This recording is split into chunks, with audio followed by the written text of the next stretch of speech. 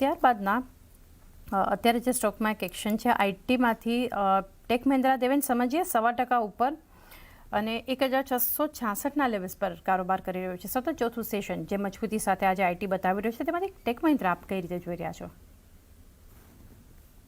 IT સ્ટોક્સમાં આપણે વાત કરીએ તો લાસ્ટ 4 દિવસમાં આપણને સારી એવી મૂવ બધા જ આઈટી કાઉન્ટર્સમાં જોવા મળે છે. ટેક મહિન્દ્રાની વાત કરીએ તો આ એક આઉટ પરફોર્મર રહ્યો છે. આપણે ઘણીવાર વાત કરી છે કે આઈટી સ્ટોક્સમાં કોઈ લાર્જ કેપ કાઉન્ટર પસંદ આવતો હોય તો ટેક મહિન્દ્રા છે અને એ જ હિસાબે એનું આઉટ પરફોર્મન્સ આપણને જોવા મળ્યું છે. હમણાં કરન્ટલી આપણે વાત કરીએ તો સારો એવો અપમૂવ કાઉન્ટરમાં જોવા મળે છે. પોઝિશનલી હોલ્ડ રાખવાની સલાહ છે. ઓવરઓલ સ્ટ્રક્ચર પોઝિટિવ છે. લોઅર લેવલ્સ પર એક ગોલ્ડન ક્રોસઓવરના સંકેત પણ જોવા મળે છે.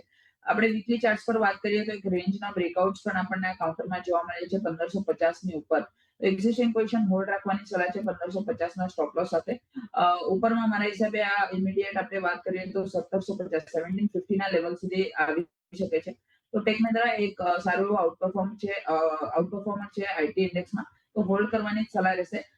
ઇનફેક્ટ થોડુંક એવું ડીપ મળે તો ડીપ્સ પર ટેક મહિન્દ્રા બાય કરી શકાય. થોડુંક શોર્ટ ટુ મીડિયમ ટર્મ માટે કાઉન્ટરમાં ડિપ્સ પર એડ કરવાની સલાહ છે. ડિપ્સ પર એડ કરી શકો.